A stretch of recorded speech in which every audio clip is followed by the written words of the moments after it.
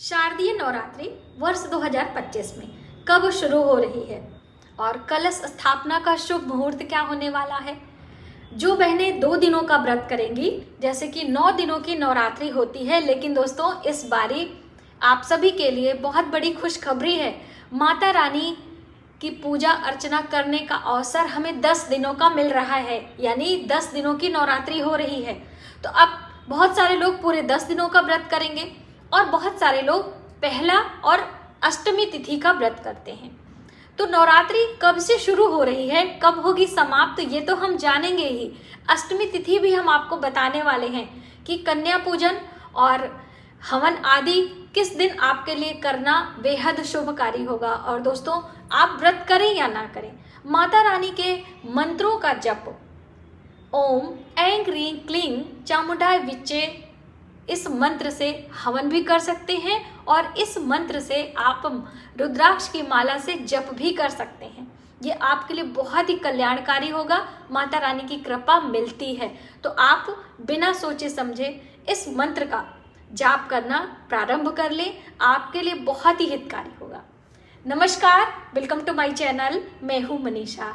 दोस्तों, शारदीय नवरात्रि की आप सभी को बहुत बहुत शुभकामनाएं।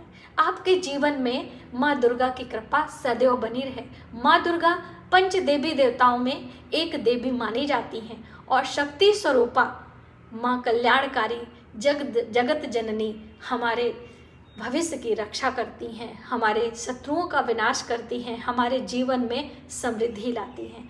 तो इसलिए आपको माँ दुर्गा के इन नवरात्रों के दिनों में उनकी पूजा उपासना अपने घर में चौकी लगाकर या मंदिर में जाकर जरूर करना चाहिए।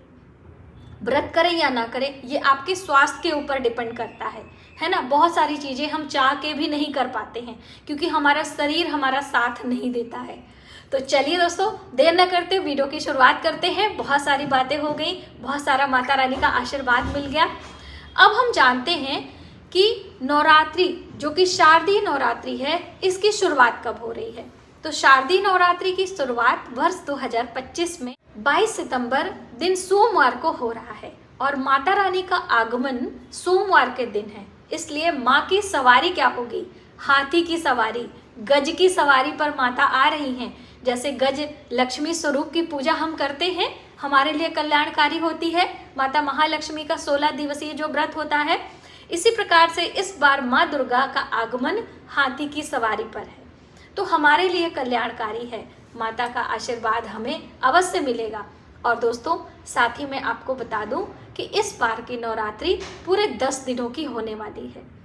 तो आप इन नवरात्रों के दिनों में अपने घर में पहले ही दिन घट की स्थापना यानी कि कलश की स्थापना करें।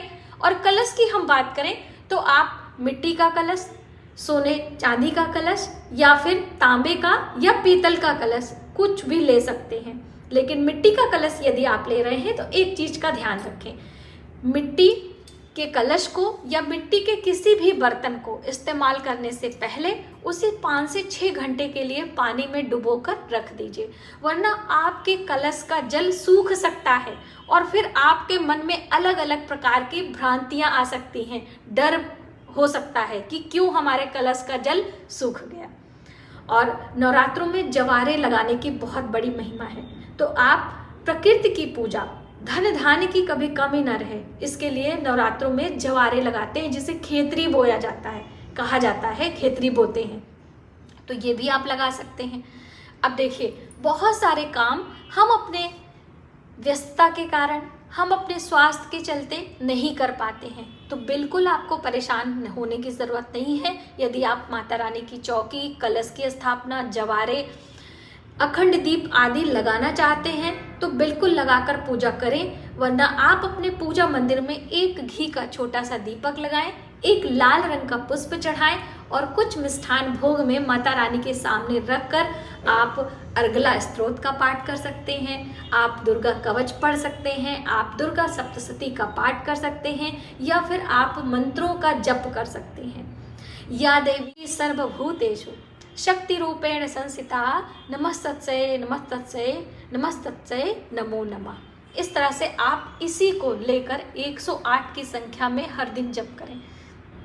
आपके लिए बहुत ही कल्याण। आइए जानते हैं कि कलश का शुभ मुहूर्त क्या है। घट की स्थापना हम अपने घर में किस शुभ मुहूर्त में करें जो कि हमारे लिए कल्याणकारी हो। दोस्तों, तैयारी आपको एक दिन पहले से कर लेनी है। और घट स्थापना का शुभ मुहूर्त है शारदीय नवरात्रि वर्ष 2025, 22 सितंबर, दिन है सोमवार। सुबह सवेरे 6:09 से लेकर 8:06 तक का समय आपके लिए बहुत ही अच्छा है। आप इस समय अपने घर में कलश की स्थापना, माता रानी की स्थापना, यदि आप अखंड दीप लगाना चाहते हैं तो अखंड दीप भी इस समय लगा सकते हैं। अब बहुत सारे लोग इतनी सुबह तैयारी नहीं हो पाती है, तो उनके लिए दूसरा मुहूर्त है जिसे अभिजीत मुहूर्त के नाम से जाना जाता है। ये दिन में दोपहर में मिलता है। समय होगा 11:49 से लेकर 12:38 का समय है। दोस्तों, इस समय आप कलश की स्थापना अभिजीत मुहूर्त में कर सकते हैं। तो ये 22 सितंबर को दिन सोमवार 2 मुहूर्त आपको मिल रहा है। इन मुहूर्तों में कलश की स्थापना करके माता रानी के पूजन की शुरुआत आप कर सकते हैं। माँ जगदम्बिका के पहले स्वरूप माँ शैलपुत्री की पूजा प्रथम दिन की जाती है। तो माता की पूजा करते हुए आरती करें, मंत्रों का जप करें, कथा सुने और दुर्गा सप्तशती पाठ भी शुरू कर सकते हैं। पहले दिन से ही माता दुर्गा की पूजा के साथ ही दुर्गा सप्तशती का पाठ शुरू किया जाता है। तो आप इस तरह से अपने घर में कलश की स्थापना शुभ मुहूर्त में करें। और दोस्तों, एक महत्वपूर्ण बात, आप कई वर्षों से लगातार नवरात्रि, कलश स्थापना, जवारे, माता रानी की पूजा आदि कर रहे हैं और इस वर्ष अचानक से आपको कहीं जाना है इन नवरात्रों के दिनों में और आपके मन में उलझन है, सवाल है कि हम कैसे जाएं, माता रानी का स्थापना करना है, क्या है, कैसे है।